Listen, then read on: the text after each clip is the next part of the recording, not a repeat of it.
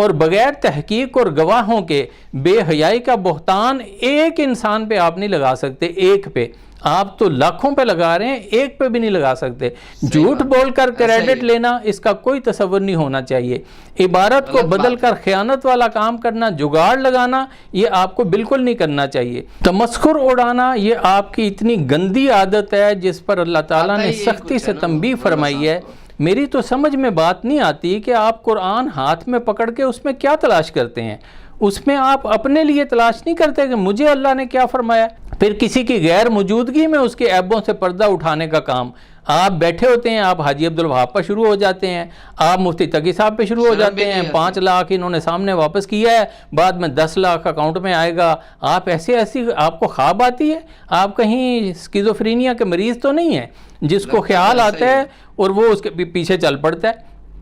اب لوگوں کو کوئی آپ کو واقعہ مل جاتا ہے تو آپ کو لگتا ہے جیسے یہ پیچھے کم پڑ گیا، پیچھے اندھیرے میں رات کو یہ ہوتا ہوگا وہ ہوتا ہوگا، اور آپ اس کو بیان کرنا شروع کر دیتے ہیں۔ یہ سکیزوفرینیا کے مرض کی علامات ہیں، آپ کو چیک کروانا چاہیے۔ 7 باتیں میں نے بتائیں، 8ویں بات یہ کہ آپ کبھی بھی اپنے فالوورز پہ، لائکس پہ، ویورز کی تعداد پہ بھروسہ نہ کیجئے گا۔ یہ ویورز اس سے زیادہ تو میں نے دیکھے ہیں، بعض لوگوں نے تو انٹرنیٹ پہ، یوٹیوب پہ صرف اپنے سونے کی ویڈیو لگائی ہوئی ہے، ان کو بھی بڑے لائک ملے ہوتے ہیں۔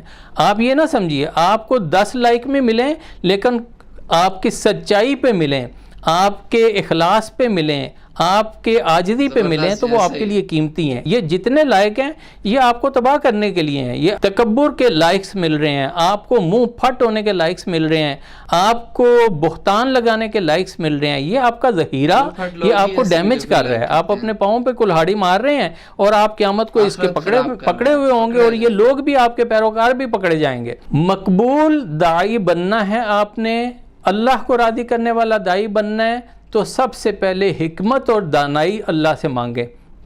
یہ قرآن کھولنے سے نہیں ملتی، یہ حدیث کی کتابیں پڑھنے سے، علمی کتابی ہونے کا دعویٰ کرنے سے نہیں ملتی۔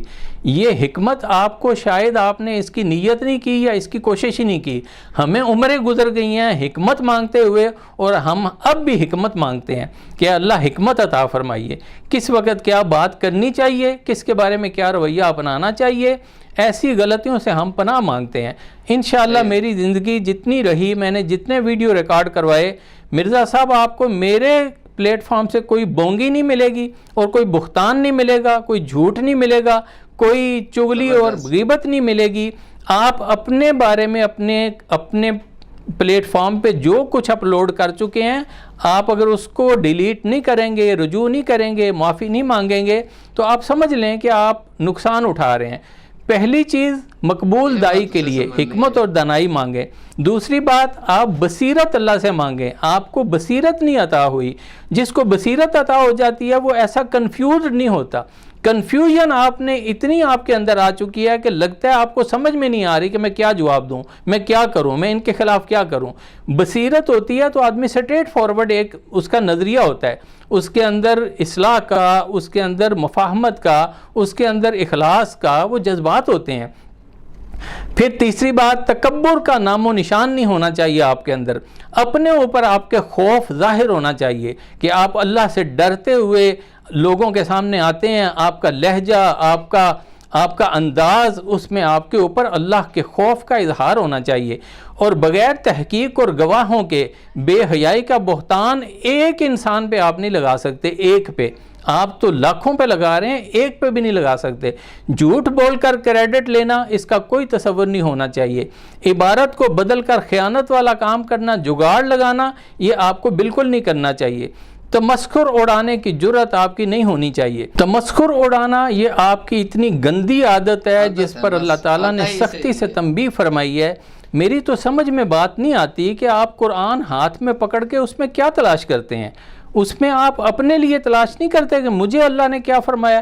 صاف صاف اللہ تعالیٰ نے مردوں کو منع فرمایا کہ تم تمسخر نہ اڑانا، اور عورتوں کو منع فرمایا، اور آپ بیٹھتے ہی اس طریقے سے آپ اپنے دین کے بڑوں کو ایسے ان کا تصور پیش کرنا شروع کرتے ہیں، میاں میاں آپ کا لہجہ تمسخرانہ، آپ کے الفاظ تمسخرانہ، اور آپ اس کے پیچھے کہہ رہے ہوتے ہیں کہ انہوں نے بے حیائی، ایسی بے غیرتی پھیلائی جس کام میں بے حیائی اور بے غیرتی کا تصور ہی نہیں ہے، آپ اس کو اتنا لمبا کرتے ہیں کہ اب تک جتنی چل رہی ہے وہ شاید آپ سمجھتے ہیں کہ انہی کی وجہ سے چل رہی ہے۔ وہ دو بزرگ ہی کل قیامت کو آپ کو پکڑ لیں گے تو آپ کا کیا بنے گا؟ پھر کسی کی غیر موجودگی میں اس کے عیبوں سے پردہ اٹھانے کا کام، آپ بیٹھے ہوتے ہیں، آپ حاجی عبدالوہاب پر شروع ہو جاتے ہیں، آپ مفتی تقی صاحب پہ شروع ہو جاتے ہیں، 5 لاکھ انہوں نے سامنے واپس کیا ہے، بعد میں 10 لاکھ اکاؤنٹ میں آئے گا، آپ ایسی آپ کو خواب آتی ہے؟ آپ کہیں اسکیزوفرینیا کے مریض تو نہیں ہیں جس کو خیال آتا ہے اور وہ اس کے پیچھے چل پڑتا ہے؟ آپ کا مزاج اسی طرح کا ہے جیسے انجینئر اور سائنسدان کا ہوتا ہے کہ تھیوری بنا دی کہ انسان بندر سے بنا ہے، ہاں مشکلات میں لکھ دیا کہ دونوں کے درمیان والا جو ٹرانزیشن ہو رہی تھی اس کے فوسل نہیں مل رہے۔ آپ کو فوسل تو کوئی نہیں مل رہے، آپ کہتے ہیں بس منع پیش کیے جاتے ہیں، ہاتھ رکھا سینے پہ اور آپ کہتے ہیں جی یہ تو کتاب میں لکھا ہوا ہے۔ اس کتاب میں آپ تو ایسی کتابیں اٹھا کے جلانے والا سمجھا تھا میں آپ کو کہ آپ ایسی کتابوں کی بات ہی نہیں کریں گے، آپ کہیں گے ان کو تو دفع کرو۔ آپ اس کتاب کو لے کر اس کے بیانیے کو تبدیل کر کے اور عوام کو آپ کھڑا کر رہے ہیں مولویوں کے خلاف۔ 7 باتیں میں نے بتائیں، 8ویں بات یہ کہ آپ کبھی بھی اپنے فالوورز پہ، لائکس پہ، ویورز کی تعداد پہ بھروسہ نہ کیجئے گا۔ یہ ویورز اس سے زیادہ تو میں نے دیکھے ہیں، بعض لوگوں نے تو انٹرنیٹ پہ، یوٹیوب پہ صرف اپنے سونے کی ویڈیو لگائی ہوئی ہے، وہ سوتے ہیں اور ویڈیو لگا دیتے ہیں۔ بعضوں نے اپنے باڑے میں بھینس کو لا کے اس کی ویڈیو لگائی ہوتی ہے، کسی نے بکری کی ویڈیو، کسی نے بالٹی میں چوہا بھرنے کی ویڈیو لگائی ہوتی ہے، ان کو بھی بڑے لائک ملے ہوتے ہیں۔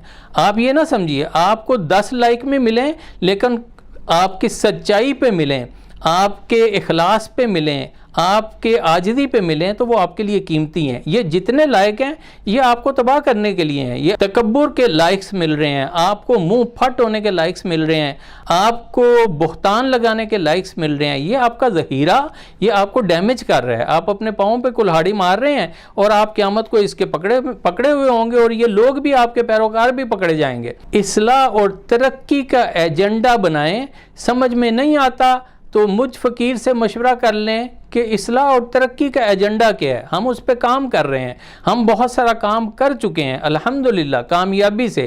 آپ اس ایجنڈے پہ کام کرنا چاہیں تو ہمارے ساتھ شامل ہو جائیں، ہم آپ کو بڑا بنا لیں گے، اپنے سب سے بڑا عہدہ آپ کو دے دیں گے، لیکن اصلاح اور ترقی کا ایجنڈا ہو گندا اور بدنام کرنے کا۔ امید کرتا ہوں کہ جو انجینئر صاحب کو، جو مولانا صاحب کی باتیں سمجھ آئی ہوں گی اور وہ کوشش کریں گے کہ ان پر عمل کریں اور اپنا رد عمل بھی دیں اور کچھ نہ کچھ اپنے آپ کو بہتری کی طرف بھی لائیں، ٹھیک ہے؟ تو ہمارے چینل کو جو ہے سبسکرائب کر لیں اور ویڈیو کو لائک کر دیں۔ تھینک